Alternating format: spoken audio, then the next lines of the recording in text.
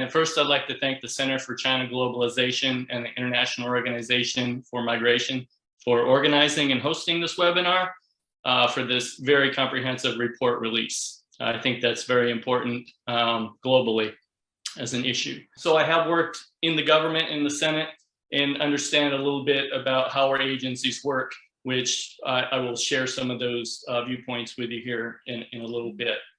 As a key destination, I will be speaking specifically about US policy, but as we all know, with the current challenges in the world today and with the different countries, policies and challenges both rhyme country to country. So I think there will be some insight beyond what's going on in America.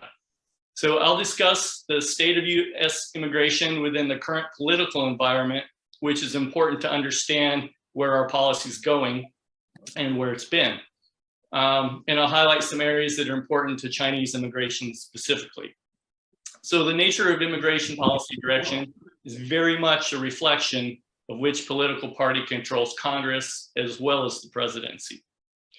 Right now, our society is very polarized. Politics are chaotic, especially amidst this midterm elections, which are happening up till next week. Prognosticating on what will happen after that is something of a fool's errand, but there are, however, some issues that we can confidently discuss. The results of this election will be important, and honestly, the control of the House of Congress and Senate could go either way. I personally think the Republicans will take a majority in the House and perhaps the Senate. Even if they control both the House and the Senate, however, it will be such a small majority that I don't expect them to be able to override a presidential veto on most issues. And as we know, President Biden, a Democrat, is still president for 2 more years. So what I do expect is further gridlock in Washington over the next 2 years. And on most issues, there will be no major changes from the current course of immigration policy, at least until the next election in 2024. And at that time, I imagine in the campaigns, immigration will once again be front and center, as it is in every American election. So what is the current course? To really delve into that, we need to look back and understand that when Biden took over, he inherited a lot of policies from President Trump when he enacted a lot of restricted travel and visa policies during COVID targeted at several countries. President Biden has rolled back the most restrictive of these policies, especially regarding Chinese students and international students in general, but there's still much more work to be done. Many of those policies, he changed the interpretation of it, but they're still on the books. So depending on who follows him, there could be more problems if those policies aren't taken off the books. When COVID hit, the applications processing was slowed or halted for long periods of time in the US and at the embassies and consulates around the world. USCIS, which is our immigration agency that processes applications, they are now under a loose mandate to speed up processing times, especially for the employment-based visas, which are the skilled migration visas. Congress has told them they need to prioritize that, but there's no specifics as to the prescription on how to do that. So most immigration lawyers I talk to on a regular basis, they think things will improve, but they're not expecting any wild changes immediately. During COVID, there were a lot of these visas, both family and employment visas, that weren't used because they weren't conducting any interviews, and those have been rolled over into the following years. This year, there's still expected to be over 200,000 employment-based visas issued, and that's compared with the normal year of about 140,000. Last year, there was about almost 300,000, about 280,000. We haven't had that final number come out yet. But all those extra visas are from the unused visas that got rolled over. So with these unused rolled visas due to COVID, most Chinese immigrants that's their biggest opportunity right now if they want to get into the US quickly. Because China is such a big category of influx, certain areas have backlogs because of country quotas, which China and India in particular are the two countries that are most affected by those. So the quickest visa where people can get into the US is our EB-1A Extraordinary Talent Visa, which is very similar to the Canadian Extraordinary Talent Visas. And those are for the top performers of candidates performing in their industry, across industries. And our companies, this is our highest category of inquiries right now. We're processing a lot of these cases. There's very high demand. The natural interest waiver is another category that's fairly easy to qualify if you're qualified for that. And those are for reserved for specialized technical job categories where the US doesn't have enough applicants, and that's such as airline pilots and medical personnel. And certain categories of engineering personnel and high-tech personnel also could fit that. But once again, it's trying to fill a need within our society because we can't fill it ourselves. The EB-5 Immigrant Investor Program is a very popular one with Chinese immigrants, but there's a very long backlog over the last several years, up to 10 years for some candidates. That program had expired and was just reauthorized last year, and earlier this year, excuse me, in the spring. And there are some new categories in there with special reserve visas that will get special priority processing, and those new investors won't have to wait for their visas when they are approved. The EB-5 category is also seeing heightened interest from Europeans who can afford it, who wish to move to the US before winter comes and the energy crisis deepens there. As for other employment visa categories, for years there have been strong lobbying efforts from the big corporations in Washington to increase their quota numbers. Right now, the US unemployment rate is low, but for various reasons, the job openings are skewed toward the lower wage entry-level jobs. And you see that once you unpack the statistics. So for the lower entry jobs, there's plenty of job openings.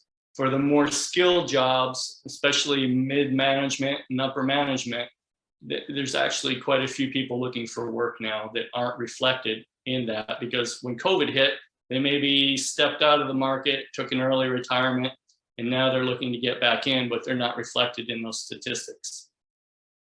So for frontline industry, we have a very big need right now. There's a palpable push to raise the number of temporary non-agricultural HB2 visas, and those traditionally are for the more unskilled workers and the frontline essential workers. Most jobs would fit that. And right now, there's only about 66,000 of those visas a year available.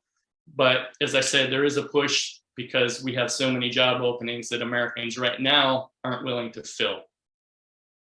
Another outlier issue in immigration that I would be remiss if I didn't discuss is that it's becoming more important nationally and in our politics, where we might see some big changes before the next election out of necessity, and that's our southern border crisis, where there are large numbers of immigrants continually illegally crossing into the US, and many of these border cities and states just don't have the resources available to manage the influx of people who require most essential services.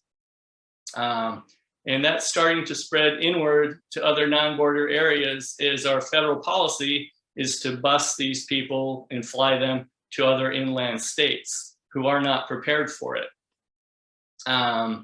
So obviously there's a human rights issue there too in getting the services to people, but locally people see their taxes paying for services that they're not getting themselves. So it's creating a political schism that will be reflected in the next presidential election for sure, especially as we go into a recession and more and more people are living paycheck to paycheck or losing their jobs.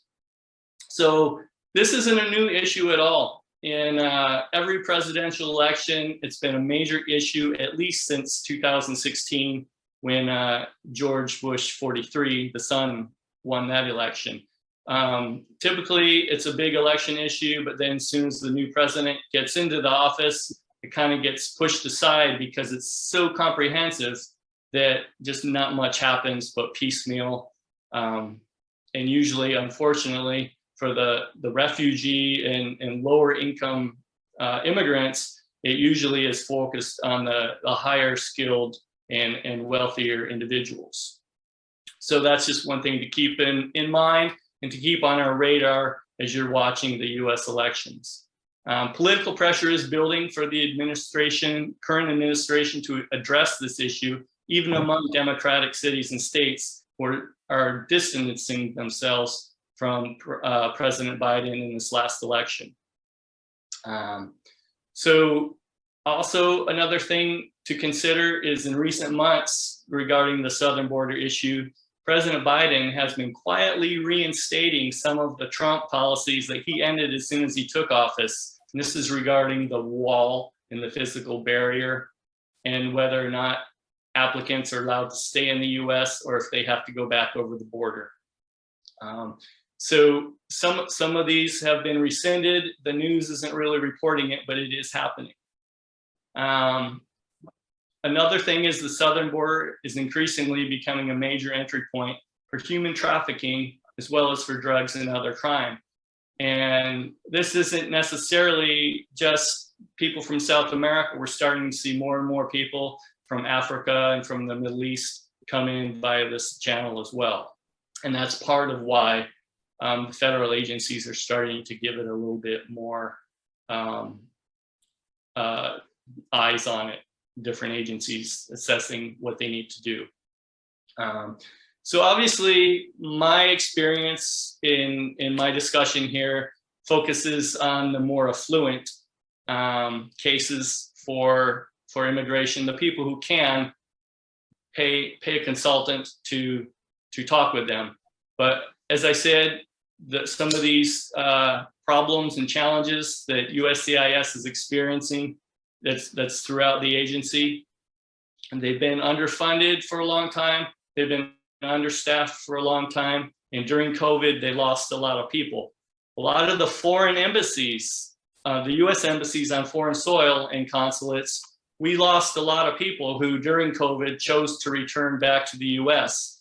That means right now, some of those embassies and consulates are still understaffed, or if they're not, they're training new employees, new staff, and they just don't have the institutional knowledge to process cases as quickly as before. So we have the challenge of bringing new resources to the game, as well as how long is it going to take to get all these folks trained up so we can process all these backlogs quickly. And with that, I think I'll stop here. And if there are any questions later, I'm happy to talk more specifically about any of these issues or anything else that maybe I skipped over, because obviously it's a big depth of field and we have such a short time. Thank you very much for having me.